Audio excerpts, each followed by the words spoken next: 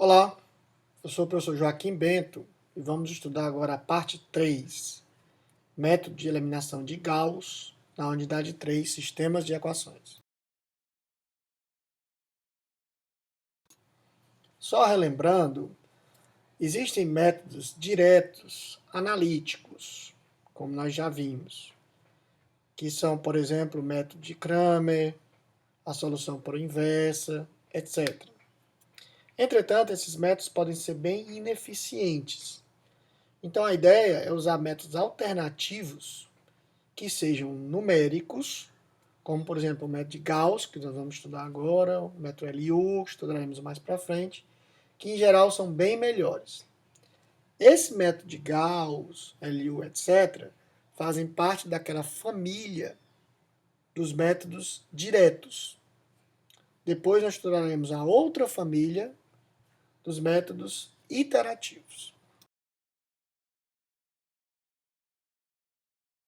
Bom, mas antes de estudarmos o método da eliminação de Gauss, nós vamos estudar dois conceitos que são muito importantes da álgebra linear: sistemas triangulares, inferiores e superiores, e equivalência de sistemas através das operações L elementares. Um sistema triangular inferior de ordem n tem a forma mostrada nesse slide. Ou seja, a primeira linha é só A1, x1 igual a B1. Na segunda linha já tem A21x1 mais A22x2 igual a B2. E assim sucessivamente até chegar na última equação, que é toda cheia. Essa solução é obtida através das substituições sucessivas. Ou seja, você começa da primeira equação, calcula o x1. Com o x1, passa para a segunda, calcula o x2. E assim sucessivamente. Ao chegar, então, por exemplo, na última equação, você calcula o xn usando todos os x já calculados anteriormente. Com isso, você pode, inclusive, ter uma lei de formação, que é dada por essa expressão do xi, que é o bi menos o somatório dos termos que vem antes, dividido sobre a diagonal, que é o ai, com o i de 1 a n. Então, dando um exemplo, para ficar mais claro, suponha que você tem esse sistema triangular inferior, ou seja, todos os termos não nulos estão da diagonal para baixo, e você quer resolver usando substituições sucessivas. Aqui, por exemplo, é mostrado na forma matricial, que é a mesma coisa da forma mostrada anteriormente. Então a ideia é, você começa da primeira linha, ou seja, 2x1 igual a 4, acha o x1 igual a 2. Vai para a segunda linha, com o x1, calcula o x2. Para a terceira linha, calcula o x3 com o x1 e x2. E na última linha, calcula o x4, já tendo x1, x2 e x3, que dá esse x asterisco, que é a resposta. Bom, o algoritmo ele é bem simples. Basta você calcular o x1 e fazer um laço, né, calculando todos os x, i's, consequentemente. Uma coisa importante é que eu recomendo que todos os algoritmos que nós temos visto nesse curso, você deve implementar e montar na sua própria biblioteca de algoritmos de álgebra linear e de métodos numéricos, para usar inclusive no futuro em outras aplicações.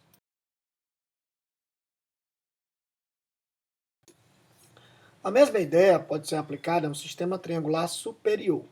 O sistema triangular superior de ordem n tem esta forma aí mostrada, ou seja, agora a primeira equação é toda cheia, a segunda equação já não tem o x1, a terceira já não tem o x1 e o x2, até a última que você tem somente o xn. Nesse caso, a solução é obtida por substituições retroativas, ou seja, você começa do xn, depois calcula o xn menos 1 com o xn e assim sucessivamente.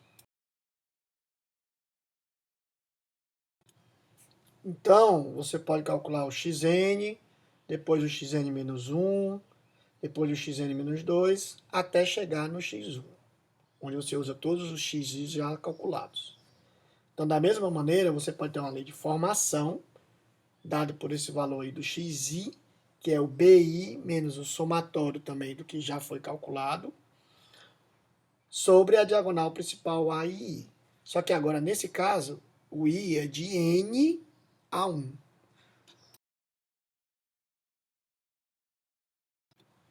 Dando um exemplo agora também, para entender melhor, suponha esse sistema triangular superior, ou seja, agora os termos não nulos são da diagonal para cima. Se você for resolver por substituições retroativas, você começa então da última equação. Ou seja, você calcula o x4, depois vem para a penúltima, calcula o x3 usando o x4, e assim sucessivamente até chegar no x1, tendo então a solução desse vetor x asterisco. O algoritmo também é bem similar. A diferença é que agora você começa do xn e faz um laço até chegar a 1, calculando todos os xis, usando já os x que foram calculados. Um outro conceito importante de álgebra linear que nós vamos usar é o conceito de sistemas equivalentes. Então, dois sistemas de equações lineares são ditos equivalentes quando tem o mesmo vetor solução. Note que esses sistemas não são iguais, eles são equivalentes. E esse símbolo tio significa equivalência. Por exemplo, esses dois sistemas A e B, eles não são iguais, mas eles têm a mesma solução, que é o vetor 1, 2. Então, eles são equivalentes.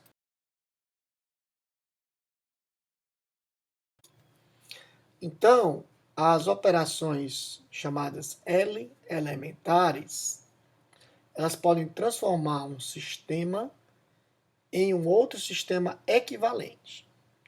Em geral, se usa 3 operações L elementares, que são operações de linha. Trocar a ordem de duas equações, ou seja, uma linha pela outra, que é o A. Multiplicar uma equação por uma constante não nula, que é o B. Ou somar uma equação a outra, que é o C. Então, usando essas operações L elementares, nós podemos transformar um sistema linear em um outro sistema equivalente, mas de solução mais fácil. Como, por exemplo, um sistema triangular superior ou um sistema triangular inferior. Então, analisando melhor e dando exemplo dessas operações L elementares, que são operações de linha, temos, por exemplo, essa de trocar a ordem de duas equações. Então, por exemplo, veja o sistema B. O sistema C troca a primeira linha pela segunda. A solução continua a mesma. De B e C continua o vetor 1, 2. Então, B e C são equivalentes. Uma outra situação é multiplicar uma equação por uma constante não nula. Por exemplo, veja o sistema C. O sistema D é pegando a segunda linha e multiplicando por meio. E, nesse caso, os dois sistemas continuam equivalentes com a mesma solução do vetor 1, 2.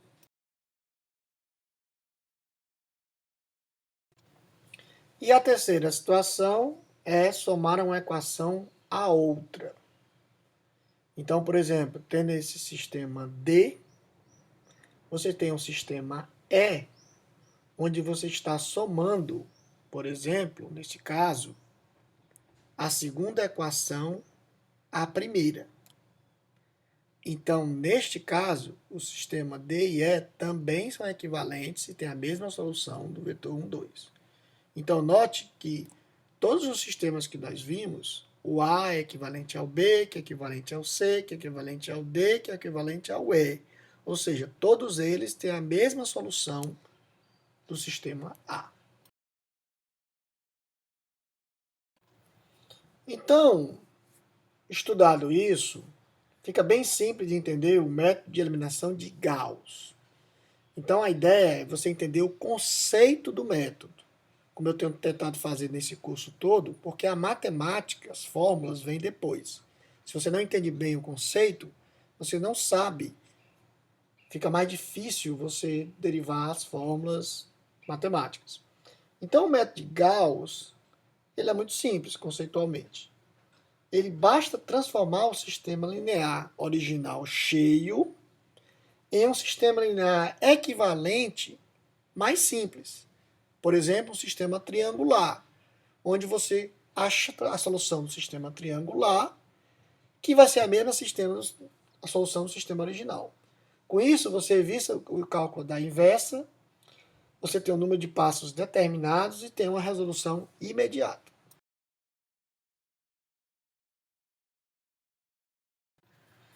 Mostrando então matricialmente, para ficar mais claro, se você tem, por exemplo, um sistema AX igual a B, onde você não sabe a solução ou é difícil achar a solução, você transforma num sistema mais simples, o x igual a D, nesse caso aí triangular superior, onde você acha a solução do sistema UX igual a D, que vai ser a mesma solução desejada do AX igual a B, já que eles são equivalentes.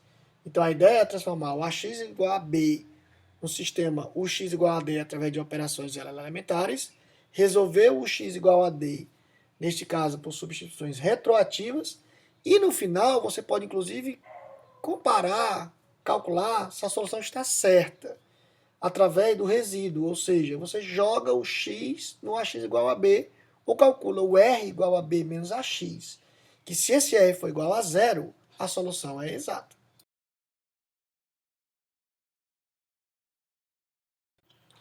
Então, dando um exemplo matemático para ficar mais claro, vamos pegar aqui um sistema 3x3, mas essa solução vale para um sistema de qualquer dimensão. Então, a etapa 1 é você pegar os elementos da primeira coluna abaixo da diagonal e transformá-los em zero. Por quê? Porque você quer achar um sistema triangular superior. Baseando-se no elemento da diagonal da primeira linha, o A11, que é igual a 1. Esse A1 é chamado de elemento pivô. E a linha que contém o A11 é a linha pivotal, que é a base para essas operações. Então, para eliminar o elemento A21 igual a menos 2, a gente deve multiplicar a primeira linha por um fator chamado M21, que é o multiplicador, e somar a segunda linha através da seguinte operação: o M21A11 mais o A21 igual a zero. Ou seja, o multiplicador A21 é o termo A21 dividido pelo pivô com sinal negativo. E a nova linha vai ser a linha anterior somado com a linha pivotal L1 vezes 2. Então, nesse caso, você zera o A21. Não é necessário decorar. Basta você ver qual é o valor que eu estou multiplicando. A primeira linha dá o quê? Somando com a segunda linha, dá zero. Ou seja, eu estou usando duas operações elementares. Multiplicando a primeira linha por uma constante e somando com a segunda linha. Para eliminar o A31, que nesse caso é igual a 4, é o mesmo processo. Você pode calcular o multiplicador M31, que é o menos A31 sobre A11, que dá menos 4. E aí, você vai fazer M31A11 mais A31 igual a zero. Ou seja, a nova linha L3 vai ser a L3 anterior somada com esse multiplicador menos 4 vezes a linha L1. Ou seja, é sempre assim, você calcula o multiplicador, que é aquele termo sobre o pivô, e altera essa linha. Note que você vai alterar a linha inteira, incluindo os termos do vetor B. Com isso, nessa etapa 1, você vai ter o pivô e todos os termos da primeira coluna abaixo do pivô nulos. Aí você vai passar então para a etapa 2. Ou seja, você vai pegar como pivô o novo elemento da diagonal, que no caso é o A22, mas agora A22', porque L2 já mudou, que é igual a 2. E você vai zerar o termo abaixo da diagonal, que nesse caso é só o termo 6. Então o procedimento é o mesmo. Você vai calcular o multiplicador M32, que é menos A32 sobre A22, que está menos 3. E aí você multiplica a segunda linha por esse multiplicador, que é menos 3L2', e soma com a linha L3 corrente, que é a L3' do passo anterior, dando a L3 duas linhas, que você vai zerar esse termo A32, que é o 6. Lembrando que as operações são feitas na linha inteira, incluindo o vetor B. Então, no final, você tem esse sistema triangular superior mostrado. E aqui é só um quadro mostrando todos os passos que você fez, as operações. Só para a questão didática. Mas o importante é fazer todas essas etapas para que você obtenha um sistema triangular superior. Note que o novo sistema ele é formado pela linha L1, ou seja, que a primeira linha pivotal não muda, a L4, porque é a nova linha L2, quando eu transformei, e essa L6, que é a nova linha L3.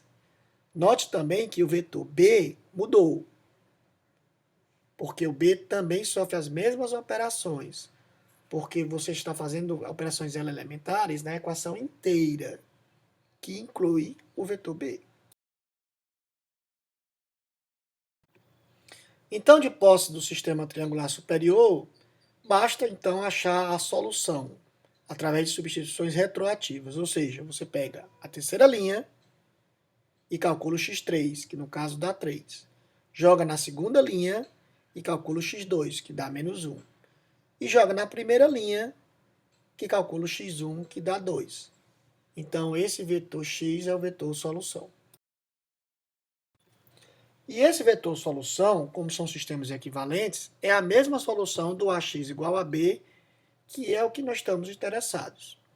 Então, você pode calcular o resíduo para saber se a solução está correta. Ou seja, matemática, você sempre pode verificar se a sua solução está correta testando de volta no problema original. Então, o resíduo é dado por b menos ax. Porque se o b menos ax for igual a zero, é porque você achou realmente a solução exata. Uma outra possibilidade é jogar o x no ax igual a b, para ver se o ax dá realmente igual a b. Mas as duas coisas são similares. Bom, o caso geral é da mesma maneira. Então, suponha que você tem um sistema ax igual a b cheio, e supõe-se que o determinante de A é diferente de zero. No caso, então, existe solução única.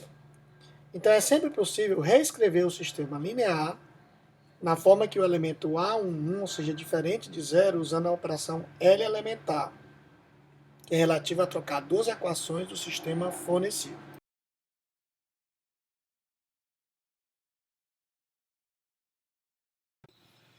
Então, a estratégia para o caso geral é eliminação por coluna da matriz A. Então, numa etapa K, é a fase para remover a coluna K. Ou seja, você faz o cálculo do multiplicador M e atualiza a matriz A e o vetor B. E os elementos ao final da etapa K é o elemento da matriz A na linha IJ, ou seja, é o AIJK, e o elemento do vetor B na linha I, que é o BIK. Então, esse processo é feito para todas as fases até você transformar a matriz A numa matriz triangular superior. Então, por exemplo, na etapa 1, você quer eliminar a coluna 1, ou seja, você quer zerar todos os elementos abaixo do pivô A11. Então, você vai calcular todos os multiplicadores M e 1, ou seja, o M21 é o menos A21 sobre A11. O M31 é o menos A31 sobre A11. o MN1 é o menos AN1 sobre A1, ou seja, o MI1 é menos o AI1 sobre o A11 do I de 2AN, porque é da segunda linha para baixo. Ou seja, é só dividir o termo da coluna pelo pivô, com o sinal trocado. Então, processe com atualização da matriz A e do vetor B. A linha 1 permanece igual, ou seja, o A11, o A12, o A13, até o A1N e também o B1 permanecem iguais, porque a linha pivotal ela não muda, ou seja, o A1J permanece igual. Já a linha 2 ela é alterada para que o elemento A21 fique nulo. Então a ideia é, como foi explicado, você vai pegar o multiplicador M21, multiplicar pela primeira linha e somar com a segunda linha. Ou seja, o elemento A21 novo vai ser o M21A11 mais o A21 velho. O A22 novo, ou seja, do passo 1, vai ser o M21A12 mais o A22 velho. E assim sucessivamente, fazendo a mesma operação para o B. E esse processo vai até a linha N, onde a nova linha é sempre dada pela linha pivotal, pelo multiplicador associado a essa nova linha, somado com a linha velha, ou a linha atual. Com isso, eu vou zerar todos os elementos abaixo da diagonal e as linhas vão sofrer alterações, né? Tanto na matriz A como no vetor B. Ou seja, na etapa 1, a linha 1 não muda e as linhas I com I maior do que 1 sofrem as alterações. No caso da linha 2 para a linha N. Passamos então para a etapa 2. Veja que a primeira coluna já tem os termos nulos abaixo do A11. O processo é similar, ou seja, eu não mexo mais na linha 1, ou seja, o que passou, o que eu já fiz, eu deixo quieto. Seleciono o pivô A22 e vou zerar os termos abaixo desse pivô. Para isso, a primeira coisa que você faz é calcular os multiplicadores MI2, ou seja, todos os multiplicadores da linha 3 a N, que é dado por o MI2, que é menos o AI2 sobre o A22, ou seja, o A32 sobre o A22, o A42 sobre o A22, até o AN2 sobre o A22, com esse sinal negativo. E aí, faz-se a atualização da matriz A e do vetor B. Neste caso agora, a linha 1 não muda, porque ela já foi trabalhada, e a linha 2, que agora é a linha pivotal, também não muda. O que vai mudar são as linhas de 3 a N. Então, as linhas I, onde o I é maior do que 2, ou seja, de 3 a N, mudam. O elemento A e J do passo 2 vai ser o multiplicador M2 vezes o A2J da linha pivotal do passo 1, mais o A e J do passo 1, ou seja, o elemento anterior dessa linha do passo 1. Ou seja, você pega a linha anterior, atual, e soma com a linha pivotal multiplicada pelo multiplicador. Note que você faz uma soma porque o multiplicador tem um sinal negativo, você quer zerar o elemento abaixo da diagonal. Em alguns livros, esse multiplicador tem um sinal positivo, e aí, ao invés de você somar, você faz é diminuir. Mas tanto faz. Lembrando que essa mesma operação é feita no vetor B. Isso é feito em todas as etapas, ou seja, na etapa K, você quer eliminar a coluna K. Então, o pivô vai ser o termo AKK de K menos 1, e você vai zerar todos os elementos abaixo desse elemento da diagonal.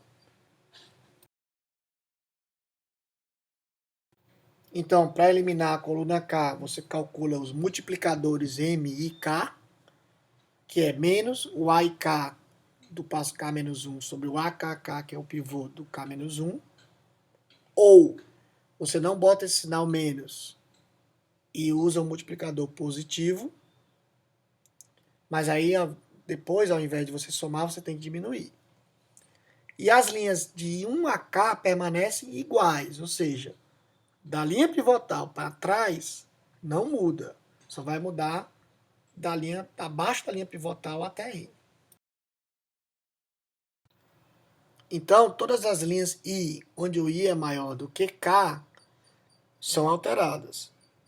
Onde o A e J de K é o MIK AKJ do K menos 1, mais o A e J do K menos 1. Ou seja, a nova linha vai ser a linha atual mais o multiplicador multiplicado pela linha pivotal. Ou menos se o multiplicador tiver um sinal positivo. As mesmas operações são feitas no vetor B. Bom, o algoritmo de eliminação de Gauss ele é um pouco mais elaborado, mas não é nada complicado, desde que você entenda o processo. Então a ideia sempre é, a cada passo K, você vai calculando os multiplicadores, M, e vai zerando os termos abaixo do pivô.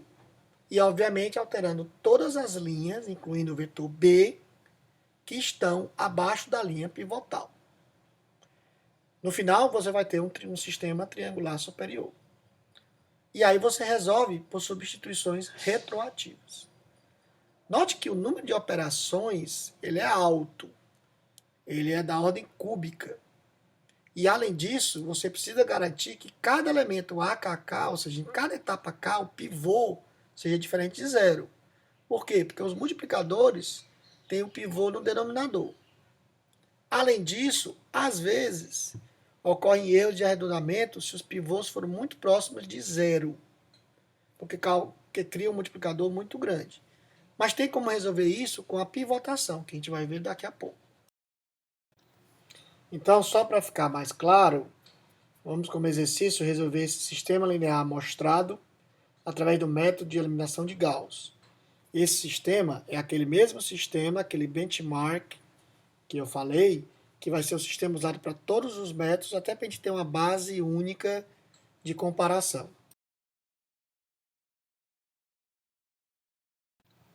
Então, na etapa 1, você vai pegar o pivô, que no caso é 3, a linha pivotal é a linha 1. E você vai eliminar os elementos abaixo do pivô, o 1 e o 4, alterando toda a linha 2 e toda a linha 3. Então, a primeira parte é calcular os multiplicadores. Então, o M21 é o 1 sobre 3, ou seja, com sinal negativo. É o elemento A21 sobre o A1.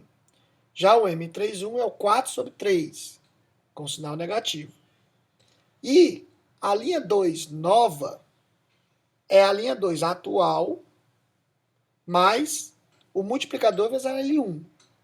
E a linha 3 nova vai ser a linha 3 atual, mais o multiplicador vezes a L1. Caso você não coloque esse sinal negativo no multiplicador, ao invés de você somar, você iria subtrair. Mas não importa. O que importa é que você zere os elementos abaixo da diagonal. Então, na etapa 2, você já tem a primeira coluna com os termos nulos abaixo da diagonal. Você não vai mexer mais na L1. Então, você pega como pivô o elemento A22 da linha 2. A linha 2 também não vai sofrer alteração e você vai zerar o elemento abaixo do A22, modificando a linha 3. O multiplicador M32 vai ser o menos A32 sobre o A22, que é menos 1/3 sobre 1/3. E a nova linha L3 vai ser a linha L3 atual, mais esse multiplicador multiplicado pela linha 2 pivotal, para zerar o elemento abaixo do pivô. Ou seja, no final você vai ter um sistema triangular superior, que está mostrado aí, onde o novo sistema é formado pela linha 1, que é a linha 1 que não mudou, a linha 4, que é a linha 2 modificada, e a linha 6, que é a linha 3 modificada. Esse quadro aqui é só didático, ele não é obrigatório. Você pode fazer só as etapas, passo a passo, com os multiplicadores, e atualizando a matriz A e o vetor B. E aí basta resolver o sistema triangular superior através de substituições retroativas, ou seja, você vai na última equação, calcula o x3, que no caso é 0, vai na segunda equação, calcula o x2, que dá 5, vai na primeira equação, calcula o x1, que dá menos 3. Então você obtém o resultado menos 3, 5 e 0, que é realmente o mesmo resultado que a gente obteve lá pela regra de Cramer, quando a gente fez analiticamente. E aí, para verificar o resultado, você pode calcular o resíduo, ou seja, o resíduo R, que é igual a B menos AX, que tem que dar igual a zero. Então, nesse caso, se o vetor resíduo é nulo, então a solução pelo método de Gauss é exata. Uma outra possibilidade é colocar o x e jogar em AX igual a B para verificar, mas as duas coisas são similares. Então, esse método tem algumas vantagens. Primeiro, em geral, o método também converge, ele sempre converge. Por quê? Porque esses métodos diretos, eles são daquela família de métodos robustos, mas que são mais lentos, similar àquela primeira família lá da unidade das equações. Então, é um método que é bem robusto, que é outra vantagem, e você sabe exatamente o número de passos, que é quanto? N-1. Ou seja, se o sistema é 3 por 3, eu tenho 2 passos. Se o sistema é N por N, eu tenho N-1 passos, o que é uma informação importante de saber. Mas ele tem algumas desvantagens. A primeira é que o pivô pode ser nulo. E nesse caso, você não vai ter solução, porque o multiplicador não pode ser calculado. Então você precisa de pivotação, que é o que nós vamos ver na próxima parte. O número de passos é fixo, ele não pode ser menor. Ou seja, o que é uma vantagem pelo fato de você saber o número de passos, é uma desvantagem, porque você tem que fazer obrigatoriamente aqueles passos.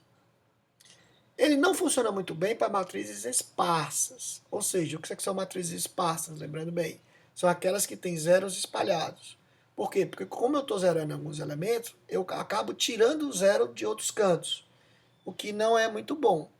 E por que isso é importante? Porque a matriz esparsa aparece em várias simulações normais, como na engenharia e em outras áreas. E ele é caro computacionalmente, ele é da ordem cúbica, ou seja, ele é um método lento.